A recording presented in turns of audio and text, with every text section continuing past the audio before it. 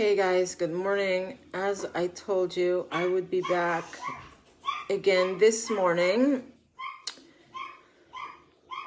I tried doing a couple of videos yesterday. I did one and in the end it got deleted. And then yesterday again, I tried 3 more that were muted in sound. So by now, many of you have already heard these official reports from the Ventura County Medical Examiner's Office regarding Cirsten, and also the hospital.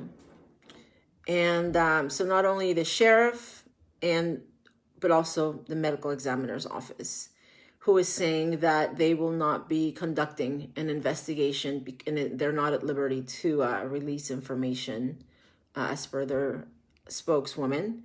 They're saying that they did investigate and then there is no crime. No crime could be established. And that the threats they were getting from Cirsten's people, Cirsten's friends, whoever called the hospital, are now under investigation. They were more generic in not non-specific in nature, and that they are being investigated by the FBI, that the investigation is ongoing. But I made these videos last night because I wanted to give you guys official reports from the Ventura County Medical Examiner's Office. Specifically, his name is, the name of the sheriff is Shane Matthews, who confirmed the Thursday, January 6th, death of Cirsten in the hospital, where they're also claiming they received a lot of threatening calls. And the Ventura County Medical Examiner's Office is saying that that Cirsten died of COVID-19. The hospital is saying that her death was caused by COVID-19, even though a spokeswoman declined to comment on that. But the Camarillo Hospital is saying that they received threats. They're calling her a QAnon promoter who urged people not to use the vaccine. And but see, here's what I think of the whole thing. Okay, here's what I think of the whole thing.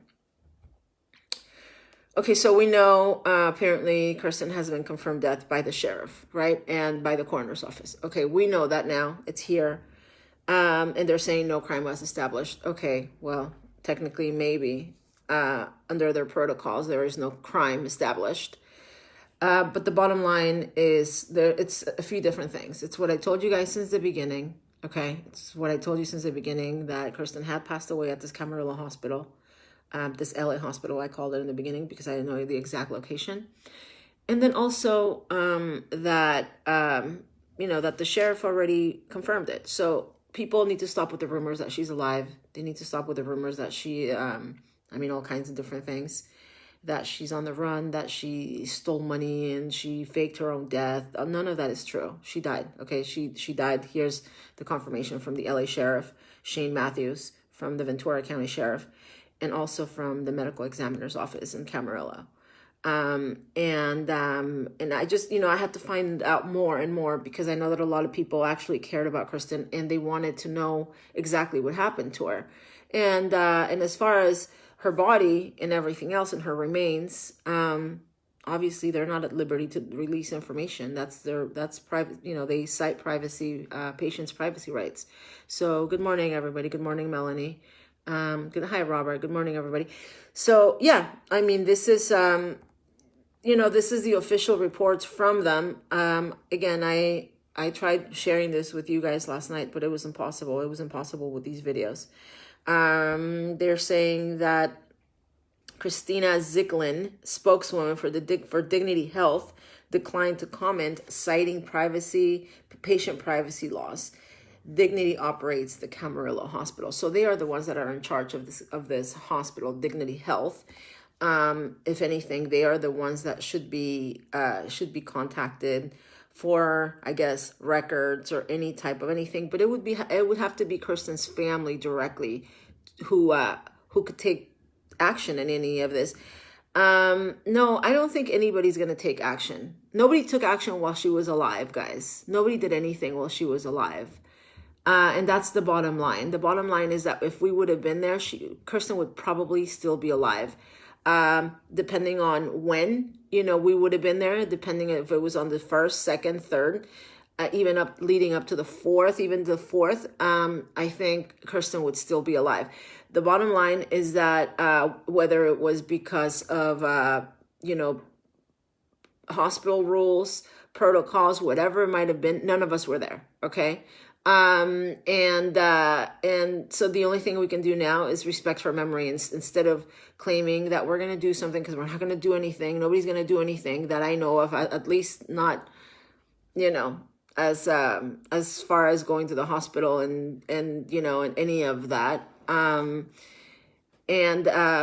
Obviously the left is using this as an example of someone who was not vaccinated and who died of COVID, so they say. But the bottom line is, I think most of you guys know, and I know, that it was something else. It wasn't just COVID. I don't think COVID would have killed Kirsten.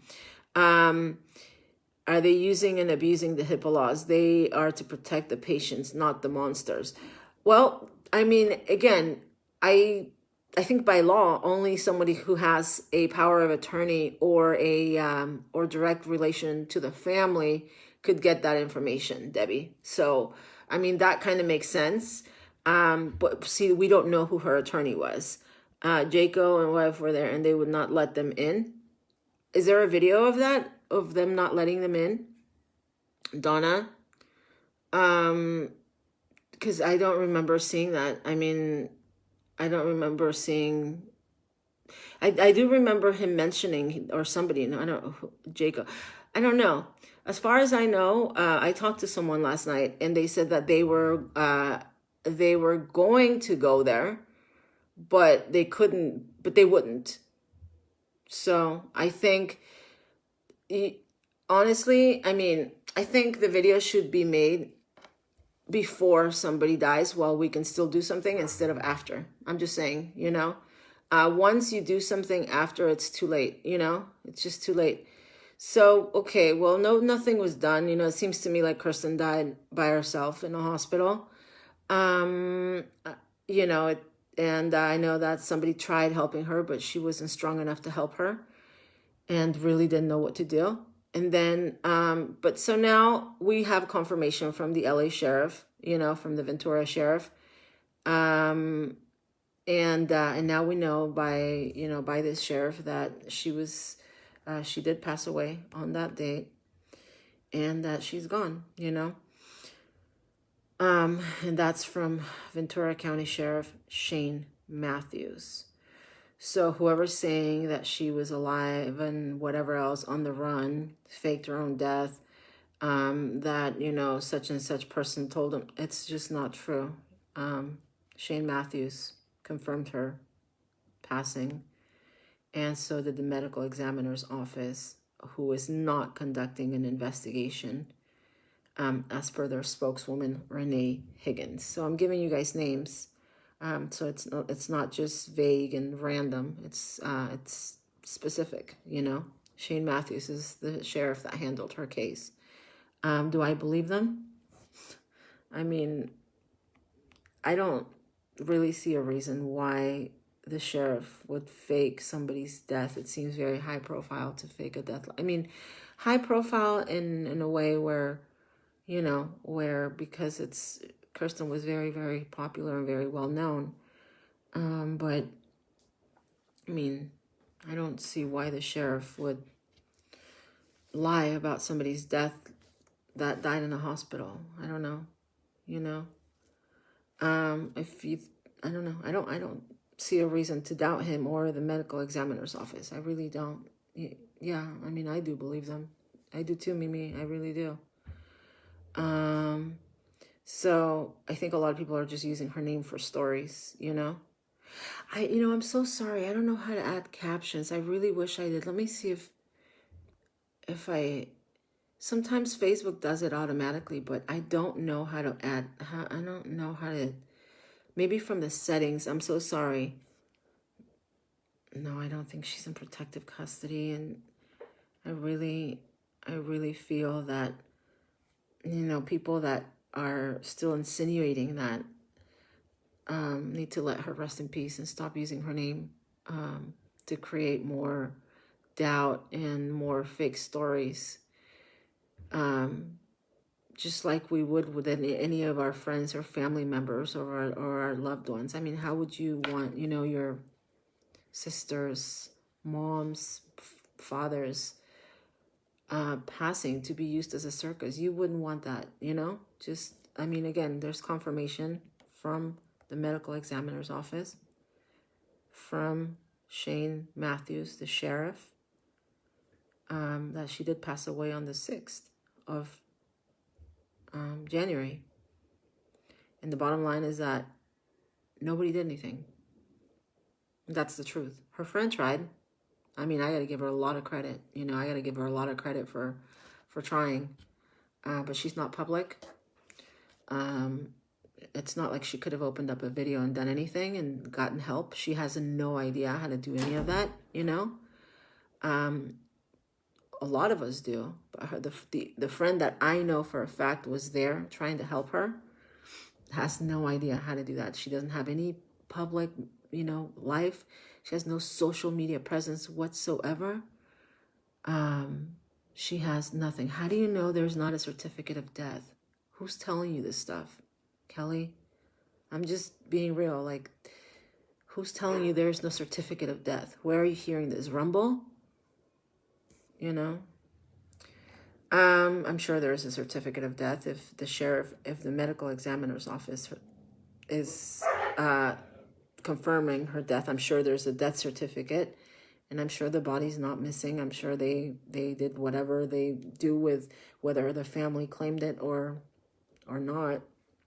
I'm sure the family claimed it, because whoever had Kirsten's phone had her family's information, because she was communicating with her family about her dad, who passed away on the 4th. So obviously within her phone, there was access to her family in Singapore. So I'm sure they let them know that Kirsten had passed. But again, not everybody's public. Not everybody, maybe she was public, but maybe her family was not. So I agree, Leslie. I agree with you 100%, Leslie, 100%. And the certificates can take some time. You're right, Mimi. Why are you so trusting with it, California? Too many questions not answered. It's not that I'm so trusting with California. It's just that, to me, this is a lot more reliable than some people making videos on Rumble and saying that she's alive and that I would love for her to be alive. I would love for all of this to be a lie and for her to be on the run and someday, get a call and it be Kirsten. Trust me, I would love that, to someday see her again. But what really bothers me is that while she was alive, not many did anything, like really, really do anything,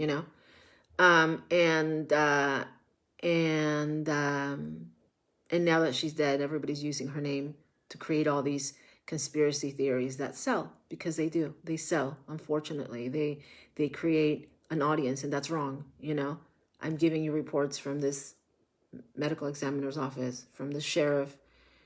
Now you have the name. Now you can directly contact the sheriff, maybe by calling them directly, maybe by requesting records from them directly. Maybe we can get even further. But now I'm giving you the names of the people that have the officials that have certified her passing. I'm not just saying that somebody told me and I heard from a reliable source and that these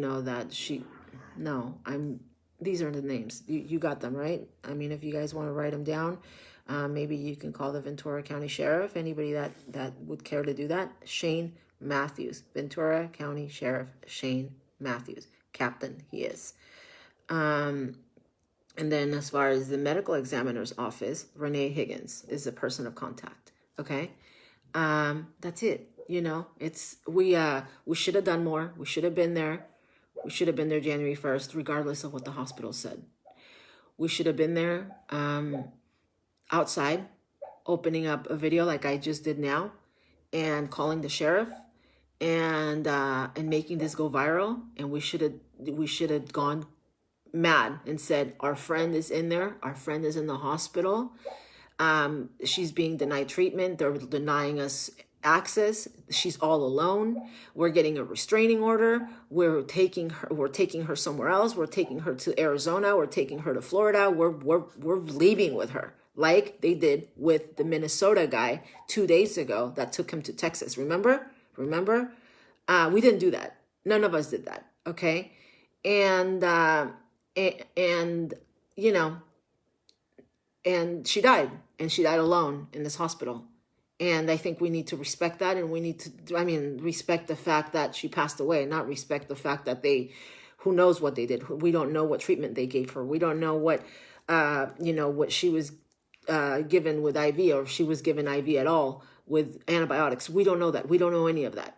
But at this point, we know that these officials have certified her passing. I understand. I know, Mimi. I know. Trust me. When I heard, first of all, when I first called her and she answered from the hospital, I said, she answered, so I said, okay, well, she's fine. And then she also posted on Instagram, I almost died. So when somebody says I almost died, you think, that you think they made it. They almost died and now they're good, and they're going to be fine. I thought she was sleeping. I thought she was recovering, but I didn't think she was getting worse and worse and worse to the point that it was going to kill her, But okay, so all of us thought she was very strong and she was going to be fine. We did. And I can see why all of her friends would have thought that. I did the same, but she wasn't. And for whatever reason, whether it was because of negligence, because of her lungs gave out, her body gave out, her heart gave out, whatever the actual cause of death was, because the other ones are just conditions. The actual reason, again, whether she had a heart attack, a stroke, whatever it was, just let her rest in peace. She's gone. Don't be coming up with these conspiracy theories because they're just not true. Again, here's the name of the sheriff. I'm not making it up. You guys can find it. If you do research, I can tell you exactly where to find it. It was published on, let me see. It was published on, let me see the exact date. I believe on January 10th. I think it was January 10th when it was published. So it was a few days back. And if you notice, nobody had really talked about this but me, because it's just more fun sometimes to go with the conspiracy theories. But at what cost? Our friends' dignity and integrity, and her passing. It just doesn't seem right. Tom Kyson is or Kiskin is the name of the person who wrote the article and who got all this information. And his phone number, if you guys want to call him, is 805-437-0255. 805-437-0255. So those are facts. I'm giving you information that you can use if you have more questions. Call this guy if you feel like it. 805-437-0255. If you have more information regarding the protocols, if you have more information regarding, what could have happened to her body, he has an email as well. But I just gave you his phone number. And he works directly in Ventura County, which is where Kirsten passed away. I'm asking you to accept the authority. I think right now the authority here is, I guess, would be our most reliable source, more than videos on Rumble made by some guy, I don't know. What are your questions not answered? I don't know what your questions not answered are. I know for a fact that one of her best friends of decades confirmed with me directly how extremely, extremely sick she was on January 4th. Extremely, extremely unable to walk, sick. So that was January 4th. And it's not like we didn't hear from her since the middle of December, and then somebody just claims that she died on January 6th. No, on January 4th, one of her best friends of decades saw her very, very, very, very, very sick. And that was the last time she ever saw her. So, and as far as the records, like I said, the Ventura County Medical Examiner's Office, Renee Higgins, would be the person of contact if we want more information on Kirsten's body. Again, I'm giving you names, phone numbers, facts, because I think Kirsten deserves respect. I think she showed a lot of people respect, even just by bringing them together, even just by promoting them on their platform. She had, she had a huge following, and the reason why she had a huge following is because she was extremely persistent with her work. She never gave up. She was extremely disciplined. She never gave up. She was super, super, super diligent. She lived for what she did. And as I've told you guys in the past, she had no reason, need, or anything to do it. She just did it because she wanted to. And that's the reason why she had a huge following. So she was extremely kind with a lot of people, as she was with me. I've had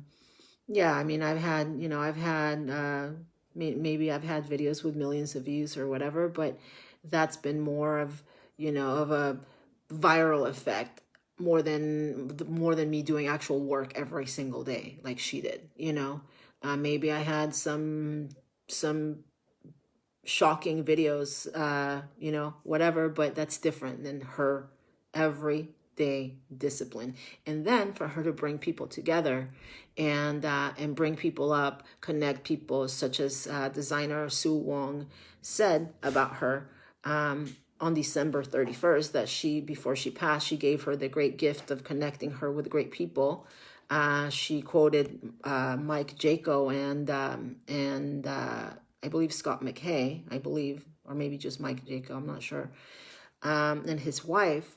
So she did that. That's who she was. She used to connect people. She wanted to make a difference, and if she felt she could bring more people together and make a bigger difference that way, then that's what she did. And for that reason alone, for her work, for her efforts, for her diligence, for her discipline, I think we owe her respect, and stop dragging her name through the mud and creating all these fake stories and all this stuff that are just not true. They can leave her be, however, I know. And I again, all of us, I think, thought Kirsten was a lot stronger than she actually was. Because I think that if we would have realized the actual danger that she was in. So she even, for some people, they even saw her still posting on Telegram. I didn't use Telegram. I had, I think, like 20 followers last week on Telegram. I never used Telegram until now. I'm going to start using it now. But so I wasn't checking Telegram. If I would have been checking Telegram, I would have known she was at a Camarillo hospital. I didn't even know she was at a Camarillo hospital. I thought she was at Cedars-Sinai or some other hospital. I had no idea she ended up in Camarillo. If I would have known she was in Camarillo, that would have been a red flag for me. Not a red flag, but that would have been a clue for me of who to contact in that city. And right away I would have gotten the information. And if Kirsten would have reached out to me and said, "Come and get me," guys, I would have been there within an hour or two, maybe two, to come and get her. Okay. For those of you who know my story, know that the reason why I got started in political activism many years ago, and this dates back 15, 16 years ago, was because of what happens at hospitals. This is nothing new for me. This has nothing to do with COVID for me. I have a personal issue with the way people get treated at hospitals and what happens a lot of times at hospitals. The reason why I got started as a political activist, as an activist, years ago, 15, 16, it was in 2006. So it was a long time ago. Was because one of my friends was laying on a hospital floor for 4 days before getting medical attention. When I found out that he had been laying on the ground for 4 days without medical attention, and he was dying, obviously, after 4 days, I rushed to the hospital, and he hadn't even been seen by one doctor in 4 days. I got there, I raced hell. Obviously, this was before, Facebook, before YouTube, before any of that. And I walked in there and I said, you treat him and you treat him now, or I'm going to go to the news. I am friends with this person and this person and this person, and this story is going to go national. Guys, within a matter of minutes, he had doctors all around him, surrounding him on a bed. They found him a bed suddenly after not finding him a bed for 4 days, and laying on the ground on cardboard boxes, because that's what they do. And he was seen by 5 doctors, and they were terrified of the story going national. And he died at 4 o'clock that same night, 4 o'clock in the morning that same night. So the next day he died. He was seen around 11 o'clock by these doctors, and he died later on that night, around 4 o'clock in the morning. But because of that incident that I've talked about for years, this is nothing new for those of you who have been following me for a while. You've heard this story many, many, many times before. That's what got me started as an activist. That's what made me realize that through my voice, I can make a difference, that through my voice, I could save somebody's life. If I would have gotten there probably 2 days earlier or 3 days earlier, my friend would have probably walked out of that hospital, because he didn't have anything serious enough to kill him. Obviously, it became serious after 4 days of laying on a hospital floor without treatment. So if we would have gotten there January 1st or 2nd, maybe Kirsten today would still be alive, but we didn't. So when it comes to me, I wouldn't have had a problem if Kirsten sent me one message and said, come get me, and sent me the location, or she would have said Camarillo Hospital 911. We don't know what happened to her phone. We don't know. I would have gone there, and I wouldn't have cared whether the hospital let me in, whoever. I would have done something if I knew Kirsten was in need and in trouble. I didn't know that. I thought she was going to be fine. I thought she was going to recover, walk out of there. I recovered from COVID. Many people have recovered from COVID. And I thought Kirsten would be one more person to recover from her pneumonia, and if she had COVID, from COVID. And especially when she made a post saying, I almost died. That sounds like you've recovered. You're just probably now getting better. I know what it's like to recover from COVID. You feel really, really awful for a few days. You got to you got to take whatever you got to take. You get a lot of rest. And then finally you start recovering. Slowly you get your taste back. You get your sense of smell back. You get it all back. And then you recover. So I thought that's what was going to happen with her. Unfortunately, that was not the case. I didn't get one message from her since Saturday. I didn't get any more messages from her. The last time I talked to her, I thought she was going to be fine. She told me, go to the party. You're going to be fine. And that was that. And now I realize that was wrong. And so that's something that weighs heavy on my shoulders. But at the same time, I haven't, all I've tried to do is give her followers at this point, which is all we can do, and her people that loved her, some sort of comfort, which is what you guys have done with me as well.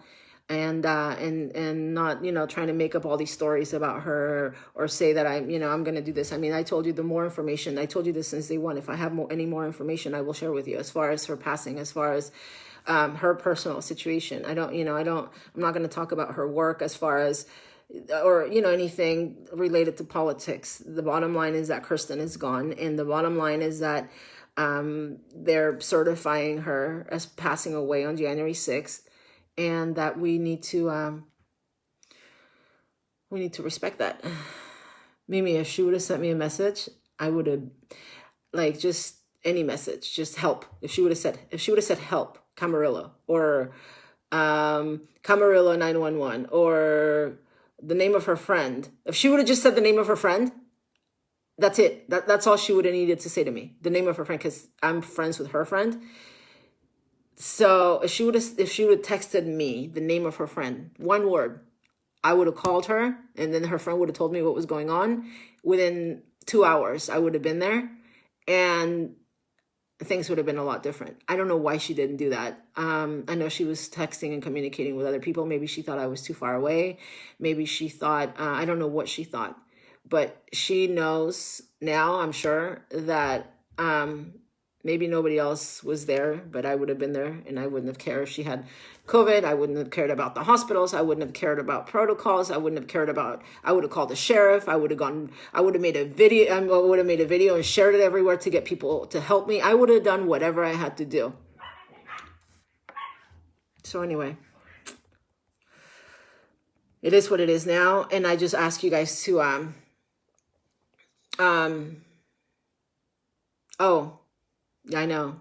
And I know that you had some sort of communication with her, Mimi, and she never thought she wouldn't get out. I know. Until it was too late. See, that's the problem with you start lacking oxygen. You don't know what's going to happen to you.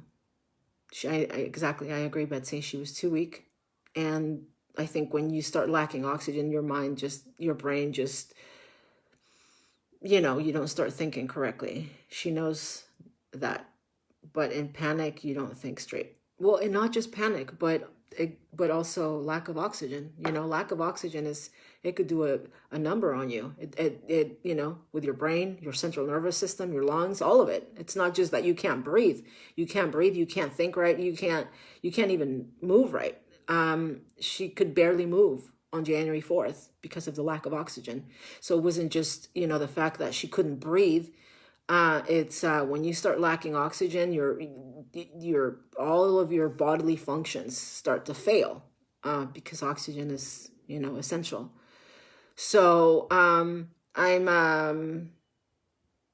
sorry that she didn't send me any message, and that I thought of her as being so strong, and like I think most of us did. But in any case, she's gone, and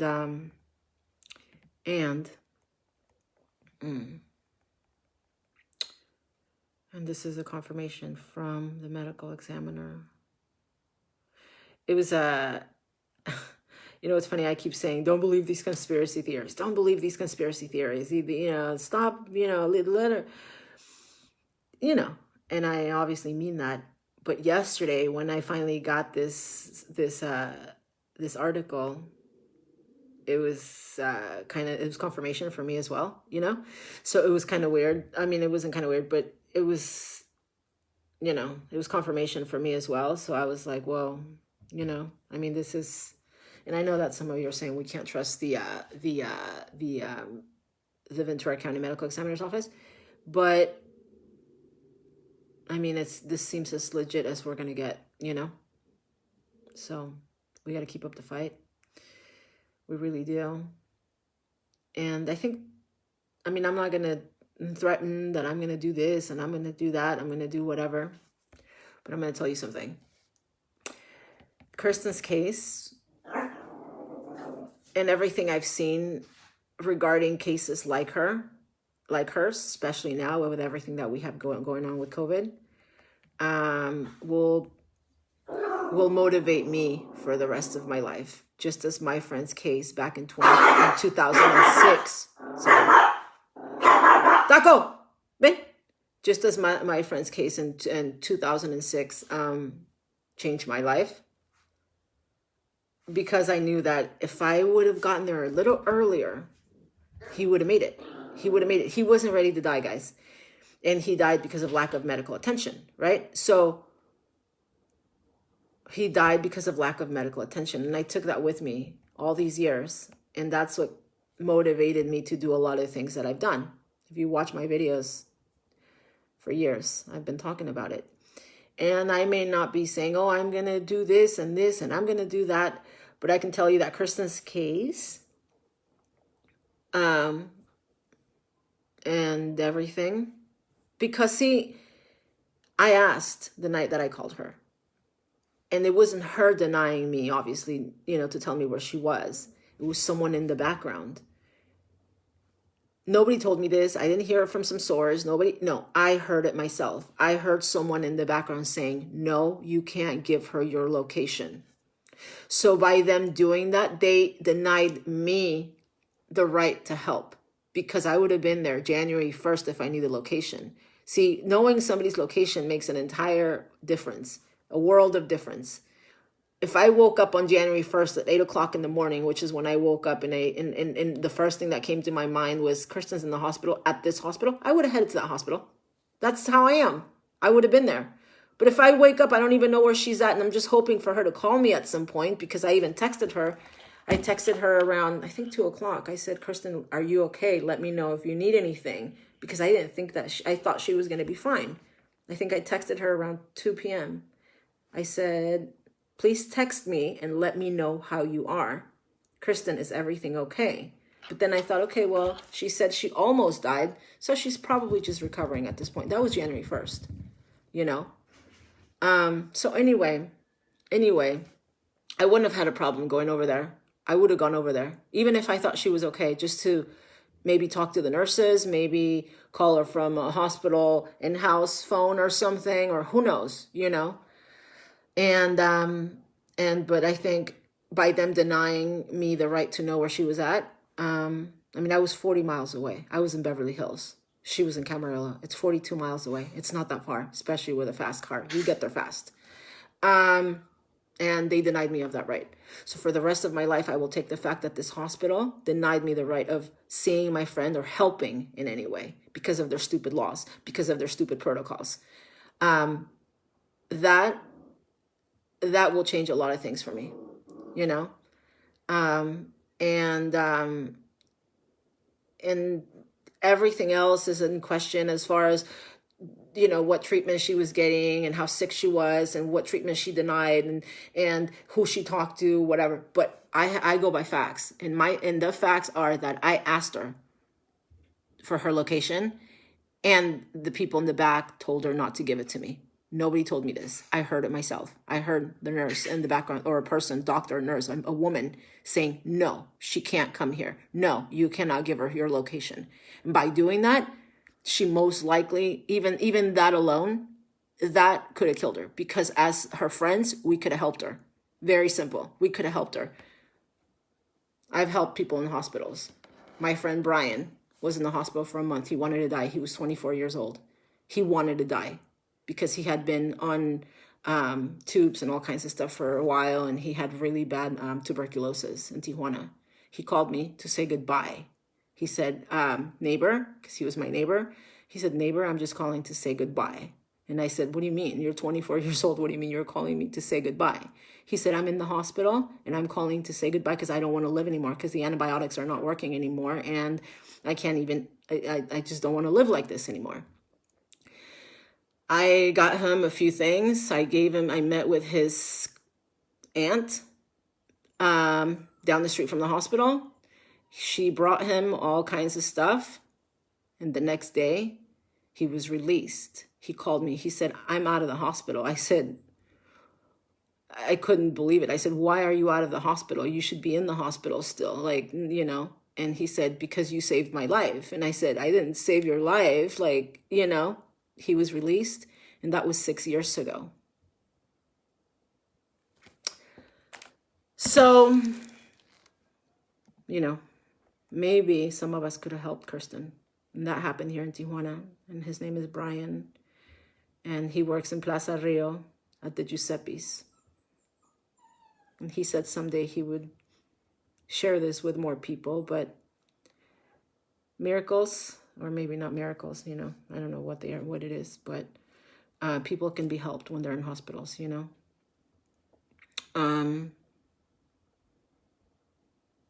Anyway, I just wanted to let you guys know that. And we could have helped her, but I think all of us thought she was going to be okay. And none of us did much more to try to find her or help her for that reason. I think mostly that was the reason. Because I think if people would have known that she was that sick, maybe more would have been done. But it wasn't, you know. It wasn't, not by me, not by anybody else. And I will take that with me for the rest of my life. And some of it I will blame on that nurse that was giving her orders in the background, basically. Can you imagine being Kirsten and having some nurse telling you what to do? So anyway, I'm going to go, guys. I just wanted to share that with you. And And yeah, please stop believing all these, theories and everything else. Unfortunately, she is gone, and at this point, there's nothing much we can do other than fight against things that, such as what happened to her, and hopefully learn from them, and hopefully never allow, at least from people that are close to us, that we have some sort of power over, power as far as being able to do anything for this to happen again. If your relative, friend, whatever is going through this, be vocal about it. Like the man in Minnesota and what his wife did. We need to fight back. We can't keep allowing this because of protocols, because of HIPAA rights, because of COVID restrictions, because of this, because of that. I mean, tuberculosis is just it's very contagious too. And the access to tuberculosis patients is very limited too. But guess what? We were able to get a guy dying of tuberculosis out of the hospital because he was allowed to get help when the antibiotics weren't working anymore. He was resistant to all antibiotics, and it wasn't doing anything for him anymore. So they could have given her antibiotic. And that's another thing too. She checked in on the 30th. Okay. 1, 2, 3, 4, 5, 6, 7, almost 8 days she was in the hospital, and they weren't able to save her. Almost 8 days in the hospital, and they weren't able to save her. And we got to keep going. Mimi, I think that if I could have helped, I would have been there. And I think she knows that. I hope.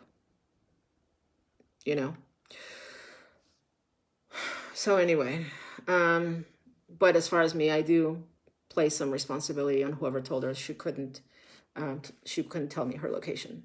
100%.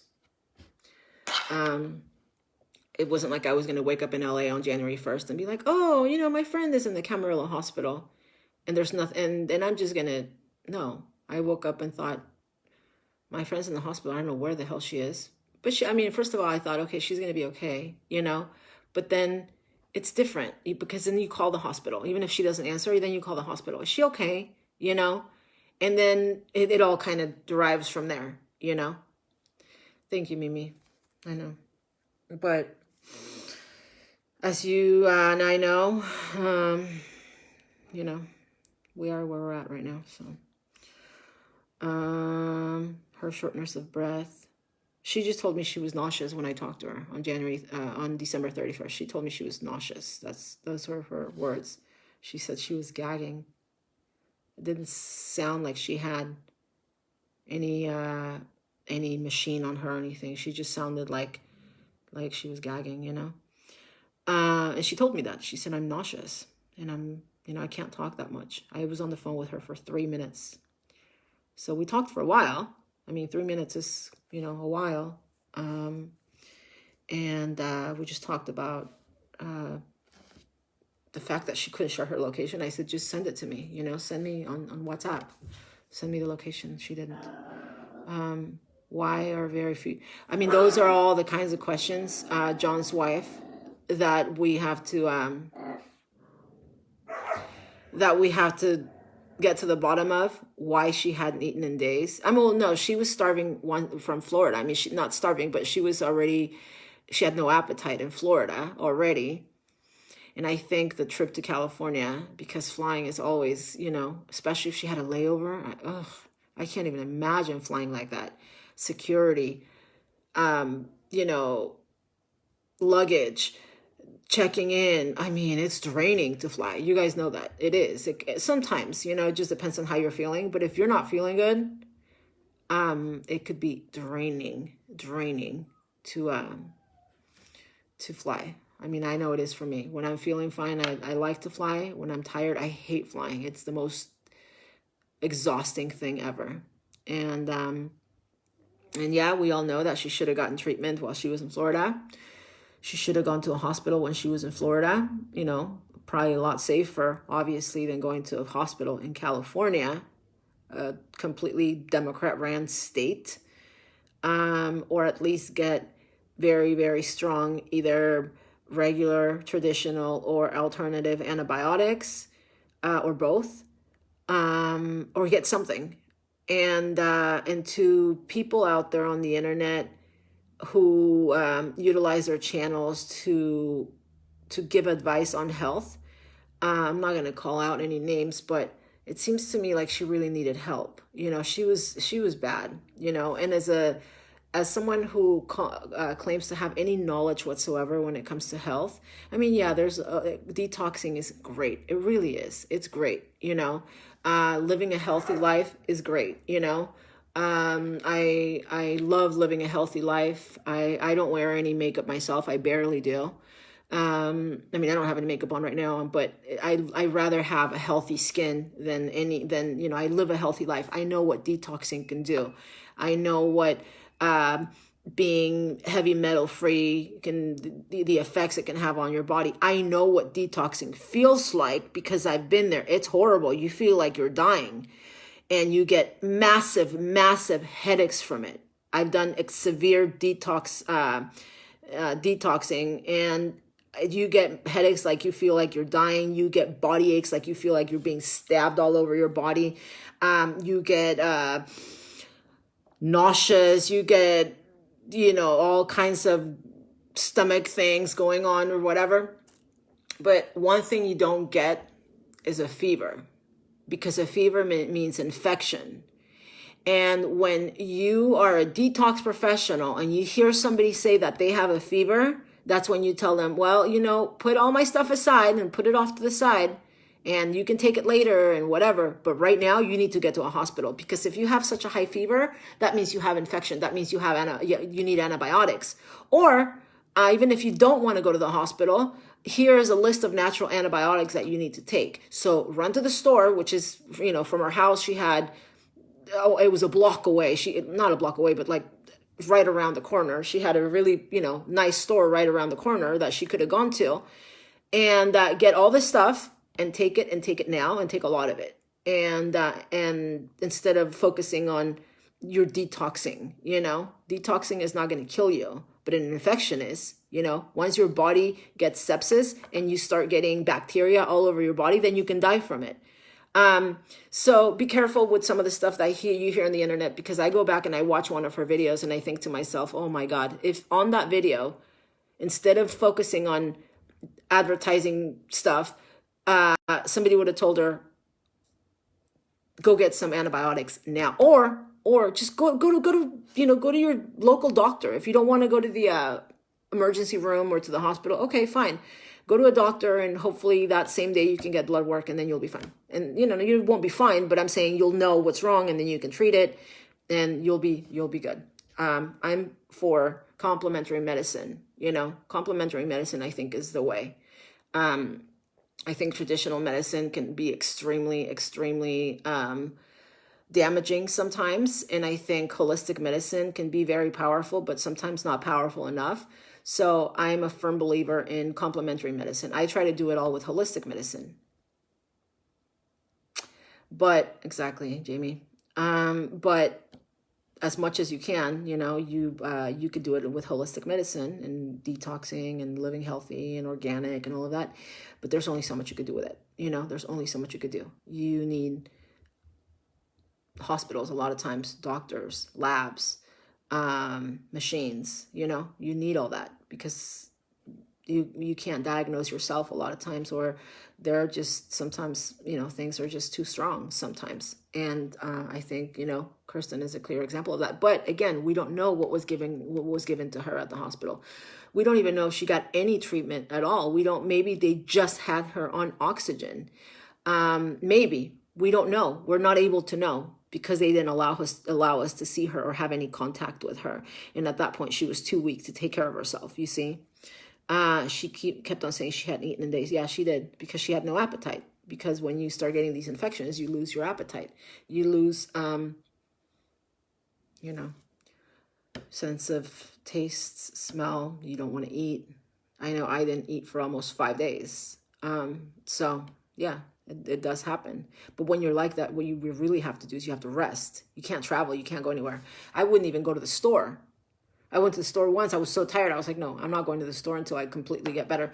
So anyway, I'm going to go, guys. I just wanted to give you this information from as official as we're going to get. And I gave you a phone number as far as the guy that wrote the article. He's obviously in Ventura County as well. She needed proper treatment. I agree.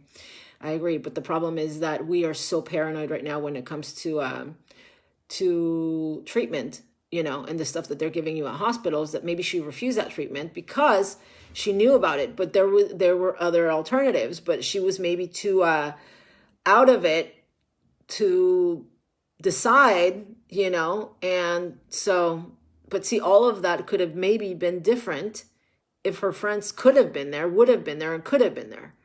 I know I would have been one of them, but whoever was on that phone behind her on December 31st didn't allow me to be there. So Stu Peters, I've been watching him. He's so great. His friend was in Mercy, and they fought. Yeah, and they moved him to Texas yesterday, right, or the day before, and that's something that we could have done for Kirsten. Maybe moved her to another hospital. Maybe, who knows what we could have done. Obviously support and money was not going to be an issue for her. And but she just really needed people to be there, help her. Yeah, they moved the guy from Minnesota to Texas, and I believe they were granted the restraining order, right? That's how they were able to get it done, to get him out of that hospital in Minnesota. So we need to keep on fighting, and from what happened to Kirsten, we need to learn and be very, very vocal that this doesn't happen again. In our fight, we have an uphill battle. They're a huge industry, guys. It's a huge industry, but we can't allow this, we can't. And again, as far as Kirsten, we just don't know. I wish we had more concrete information as far as what was given to her, what exactly happened to her, what was her exact diagnosis. I mean, I think at this point, a lot of us test positive for COVID, but it doesn't mean that it's going to kill us, Jamie, I believe the plane trip after, I think the plane trip, yeah, no, I know. Yeah, I agree. Mimi, I fly all the time, and I know how exhausted I am when I fly. I can imagine feeling so sick and then flying. I hope she didn't have a layover. She hated layovers. I booked 2 of her flights, and she's like, don't get me a layover, she's like, whatever you do, I want a direct flight. So she hated layovers. She really did. I will share later on today, a sweater that she got me. She was so proud. She bought me a sweater. She had such a strange personality, She's like, when I got to her house, she's like, I have something for you. And she had it laid out on the bed. It was so cute because she was not like that, And that was not her personality, But when I got there, she's like, I got you something. And I'm like, okay. And she had a sweater laid out on the bed, like something like a mom would do for you, Like they laid out on the bed. And she got me a really cute sweater. So anyway, she had a very strange personality. Yeah. But remember that she didn't have any children. So, it was, I don't know, it was weird, but just the way, like, kind of like, here, I got you something, but laid it out really nice, like with the sleeves all out and everything, I was like, oh, thank you. A cute sweater, very cute sweater. The arm around your shoulder. I know. So anyway, guys, I'll share the picture of that sweater with you later. She had a strange personality. She really did. And she did not like layovers. So I hope that that trip she didn't have one. I mean, not that it matters now. It just probably it would have made it that much worse. But sometimes you don't have a choice when it comes to layovers. And she used to like flying out of Sarasota, because obviously it was her closest airport. And sometimes Sarasota doesn't have direct flights everywhere. So I don't know if they had a direct flight to LAX. I hope they did. I'm not really doing much, Willis. I'm just honoring her memory and trying to tell you the truth, This has been as hard on me as it has been on so many thousands of you, mostly because obviously she was, such a great friend of mine, and she was so supportive of me, and she was someone who truly, truly believed in me without anything to gain from it. Nothing at all. Nothing. I mean, what did she need from me? Nothing. She didn't need my, viewers. She didn't need money from me. She didn't need anything, and you won't find a lot of people like that in the world. You really won't. You won't find a lot of people who selfishly, or selflessly or whatever, help you, or want to help you or believe in you or see through you. So anyway, is anyone going to do anything like a funeral? Again, we don't know. We don't even know. We know the medical examiner's office and the spokesperson. But will they release any information to us? Probably not. Most likely not, So, I don't know that they will tell us, well, guess what? Her brother and sister came and got her. I don't know if they will do that, So, we need to keep on fighting. I think more and more cases are going to come out when it comes to this issue, especially now. I think this is stuff that's been happening for years. It just didn't have as much awareness as it has now, and it definitely has a lot of awareness now because of Cirsten.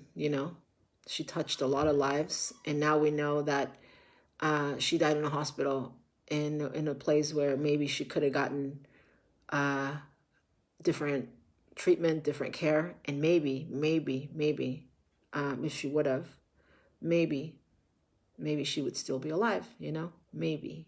So, no, she's not alive and running from whoever, For those of you who didn't watch the first part of this video, I'll tell you again real quick because I really have to go.